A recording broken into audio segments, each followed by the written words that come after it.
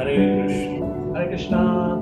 Nice to meet you again. So I think in our last episode we began with the first verse of the second chapter, and now we have Krishna speaking directly. So text two, I'll chant the Sanskrit. Shri Bhagavan Uvacha Kutasva Kashmalamidam Vishame Samupasthitam Anaryadushtamasvargyam Akirtikaram Arjuna. Translation: The Supreme Personality of Godhead said, my dear Arjun, how have these impurities come upon you? They are not at all befitting a man who knows the value of life. They lead not to higher planets but to infamy. Some discussion is required about the word Bhagavan, as if in India people say, which Bhagavan do you worship? And our Bhagavan, sometimes they say Guru Bhagavan or Guru is Bhagavan. So, friends, very clear. It's a very simple Sanskrit word.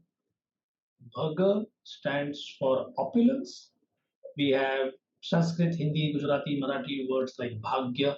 I mean, even in South Indian language, Bhagyam. So, Bhagya is fortune, Mahabhag, greatly fortunate, Durbhagya, unfortunate. So Bhaga is opulence, somebody who is a possessor of Bhaga, Dhanavan, Gunavan. So Bhagavan is one who is the possessor. And then how many are these? So we have Vyasadev, his father, the great Parashar Muni. Just see what a astute observer, what a deep meditator, and what a scientific definer he is. ऐश्वर्यस्य समग्रस्य वीर्यस्य यशसश्रिय what is Jnana. that? Jnana Shannam Bhagaitingana.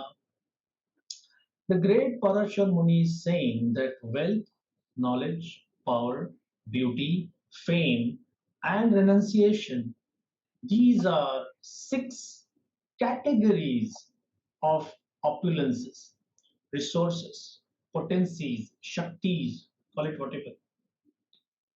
For example, Albert Einstein, was he beautiful to look at, handsome? Was he on the model, I mean, a cover model for Vogue or for Gentleman? No. He had buddhi. Intellect was his opulence. Bill Gates, intellect. But some Miss Universe, her opulence is not intellect or physical power, but beauty. And there could be some Baba in some Himalayan cave right now, standing on one leg for the last 27 years, eating only roots and berries once a day. You say, gosh, what renunciation. So, friends, I mean, this is a favorite topic of mine. For those who feel that Gita, Mahabharata, Ramayana, is it not too far in the past, and how come they have anything which will touch my life today? So let this be your first litmus test. Here is a sadhu, a rishi, meditating in the Himalayas, staying in the forest, and giving a piece of knowledge that, hey world, hey intelligent people, there are only six things which are attractive in your life. You are attracted towards wealth, knowledge, physical power, physical beauty, fame, and renunciation. The passage of time has not added a seventh one, and the passage of time has not taken out one, and now, oh, now it's Kali Yuga, only five opulences are there. No. So check out in your life. Your beauty parlor will not have Einsteins and Niels Bohrs and Oppenheimers. They will have people with physical beauty. The universities will not have people with physical beauty. They will have portraits of people with intelligence. An ashram will have neither physical beauty nor physical fame, but with material renunciation. Now we come to the next level. So how come Indra Bhagavan, Chandra Bhagavan, Narad Bhagavan, Vyasa Bhagavan? So friends, at a general level, there are many personalities who are also addressed as Bhagavan. Then at the level of Srimad Bhagavatam, or in the case of the Gita here, Vyasdev could have easily said Shri Krishna Uvacha. No, he is making it very clear. This is Shri Bhagavan Uvacha. That is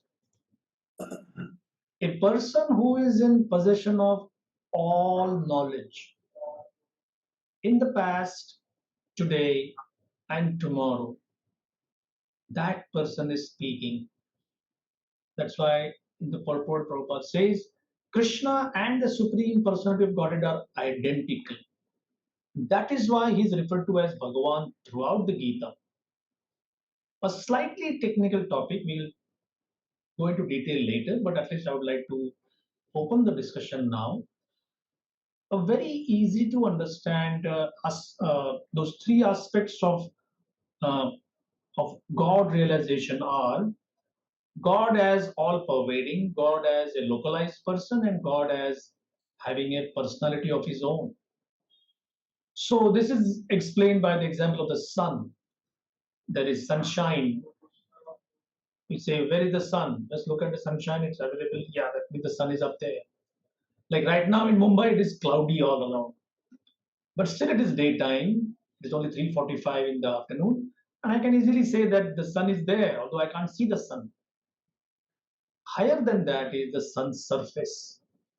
That means now we have some telescope or whatever we are examining the sun's surface. Or we can localize, in a localized way, point out the sun on the horizon. And then the discussion goes much deeper into the sun planet, all the intricacies and all the detail about what happens there. So, to put it simply, a beginner student understands God as all pervading. An intermediate student understands God as all pervading plus a localized representation like the Paramatma. And the advanced student realizes God as all pervading, the localized Paramatma, and then the personality of Godhead itself. So, this is the purport of Krishna just entering the discussion and saying that, hey Arjun, how have these impurities come upon you? So, we will tackle what these impurities are before I hand it over to you if you have to add anything about our first point of discussion as Bhagavan. I remember many years ago I had gone to one, we can call it as an ashram or temple, Hmm. and there was a big alley, and there was this Bhagwan Ganesh, Bhagwan Parvati, Bhagwan Shiv, Bhagwan Surya, all that in series. And finally, there was a mirror, and underneath was written, "Here is the real Bhagwan." Oh, wow.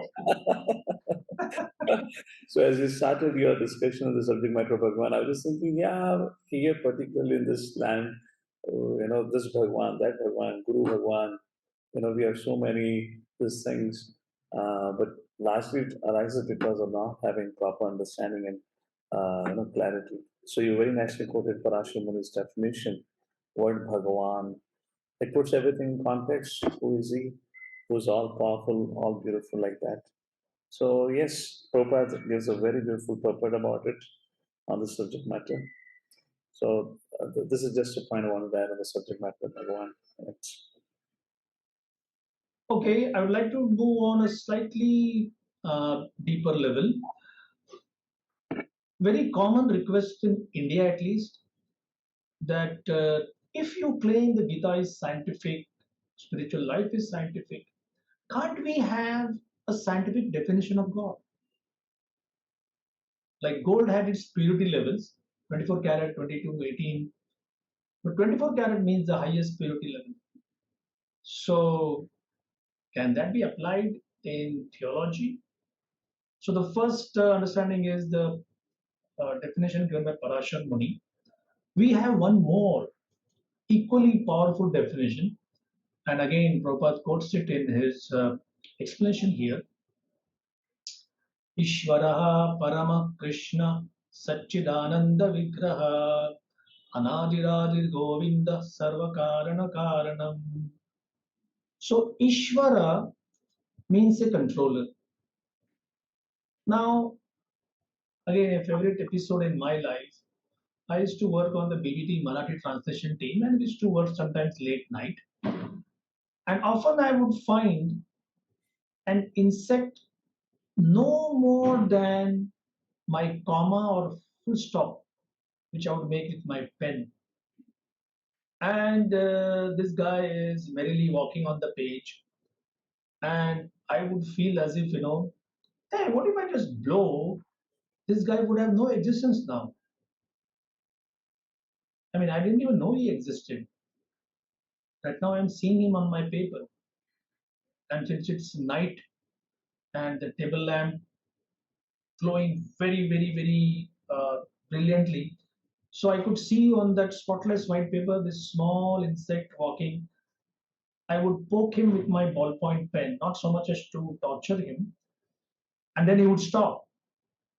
Enemy, enemy. And he's feigning that he's dead. And I like to tell him, hey, buddy, I know you're faking death. And according to his brain, as to how long he could remain, maybe 20 seconds, 25 seconds, and he starts walking again. So I was thinking, I can control his life, I can control his death, I can do anything. Look how powerful I am. After doing this for two, three occasions, one day this real shocker came to me that what if I am like this insect to someone who's watching me commute in Mumbai city, take a train, come here, happy, sad, jumping, morose, whatever. And if I live or I die, for that person it is nothing. And therefore I just was thinking that, hey, in one sense we are all Ishwaras, which is a fact. I control my plane seat, I control my train seat. I I am having this job here, no one can take away this job from me.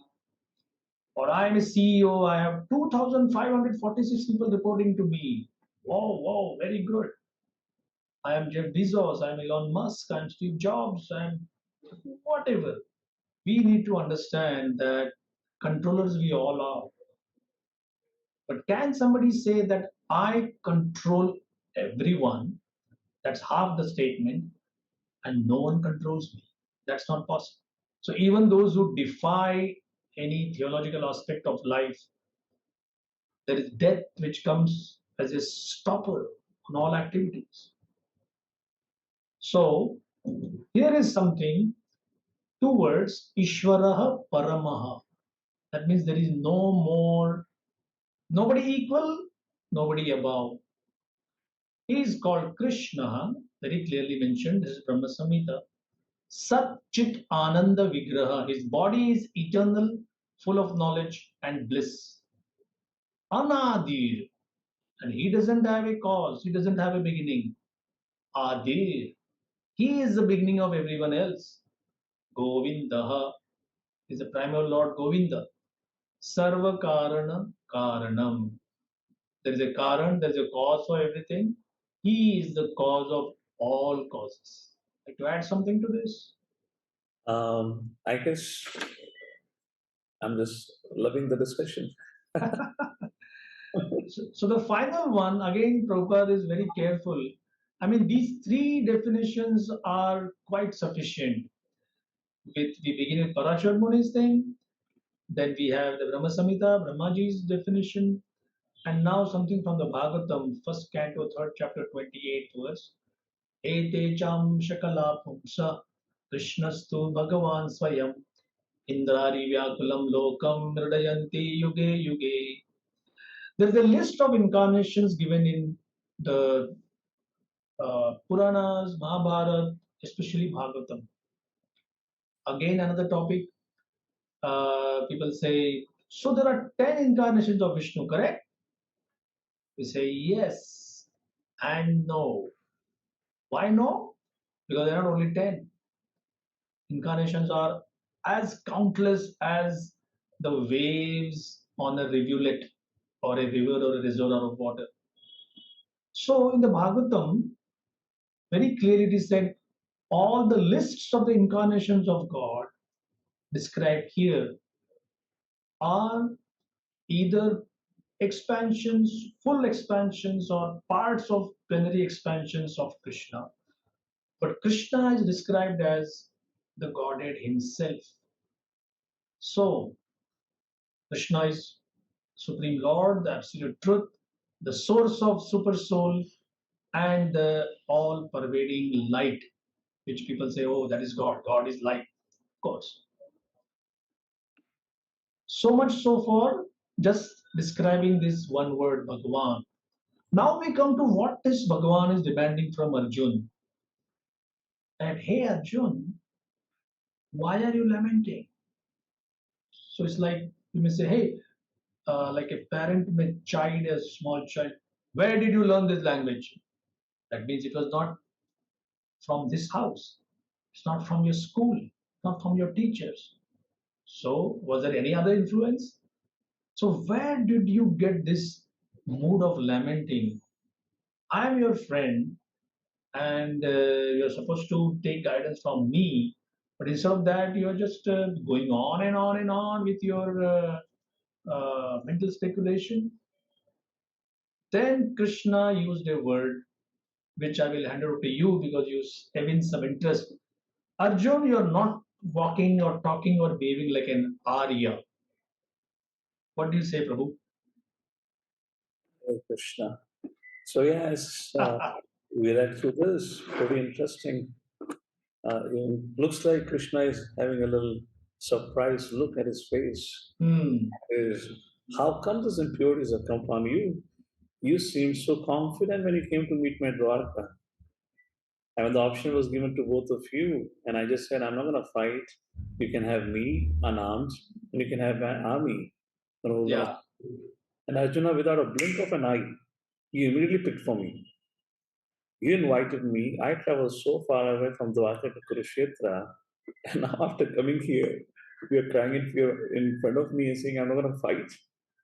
What has gone wrong with you? So in that state, this whole statement is opening up here, and some very interesting things are being said and will be said as we read further. So first, Krishna expresses surprise how these impurities have come upon you, and then Krishna says it doesn't suit somebody who is an Aryan. And Krishna uses the word here, anarya, like this. Anarya Jushtam. So, what is this Aryan actually? That's what I wanted to have a discussion because we have been taught and fed supposedly a concocted Aryan invasion theory, Hmm. which has kind of made us feel that all this Sanskrit culture, all this Vedic culture, was actually brought to this land of Bharat Bhumi from outsiders or by outsiders. It doesn't belong to us. It was brought in here by some those who migrated 3,500 or 2,500 years ago, approximately, and that's what. So we have been deprived of our own culture by saying that the culture that we claim to be ours is in fact a foreign culture, and that leads to a lot of identity crisis in the youth of the people today, where they cannot identify who they belong to, what they belong to, because what we thought we grew up in a culture worshipping Krishna Rama, in fact, it is taught to us in school. Well, this is also not yours. This was brought to you, to this land, by the Europeans. So, any comments on this Aryan invasion theory? All right. Now we have one of our scholarly devotees, Dr. Edwin Bryant. He wrote a book on that, and I would be happy to share more detailed knowledge if somebody in the audience wants to know. But Right now, it would be suffice to say that Europeans come to India, they kind of stumble on this great, vast subcontinent. There was no plan in the minds of European rulers that okay, will go to this in this direction, you come from that direction, and they will conquer it.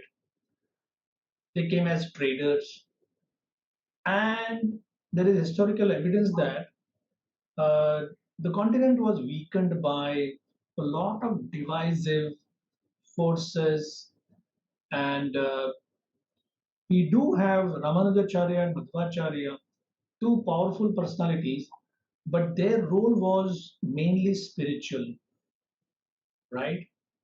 So, or even if you go to Shankaracharya, he kind of made a well knit spiritual organization uh, in India. He revived the Kumbh Mela so that all Sanatan Dharmis can come together and the temple worship was regulated. Shripada. So let's say Shankaracharya is 7th century, Ramanujacharya 10th century, Madhvacharya 11th century. For a particular reason, they laid the spiritual foundation, and they didn't dabble too much into either politics or political thought, and for a very good reason. So by the time the British kind of consolidated their grip over the whole subcontinent, there was this question that, if this civilization was so great, how did it falter? What went wrong? If we had Dhanurved, then we could have fought the invaders, but we didn't. One understanding is this is a big lesson in not following the orders of the Acharya. A few kings followed and they had success. Like we have Ranjit Singh, we have Shivaji Maharaj. So Shivaji Maharaj had spiritual guidance,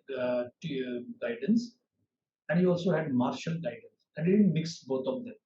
So a very convenient way of teaching Indians that you fail because this culture was never yours. So where did it come from? Oh, it came from somewhere in Europe. So isn't Sanskrit the mother of all languages? A half yes, but a full no. So they call something called the PIE, the Proto-Indo-European language, as even the mother of Sanskrit. Otherwise, brother and bhratra, daughter and duhitra, father, pitra, mother, matra, you can't escape the comparison that how come this language, which is say 3,500 years older than current languages, even Latin even, now they didn't have the stomach to digest that Latin comes from Sanskrit or is influenced by Sanskrit. So with the British education system, like I think safely to say 1820, so like four generations there, 6 to 7 generations of Indian intelligentsia was breastfed with this Putana's milk of Aryan invasion theory and Aryan Dravidian divide and whatnot.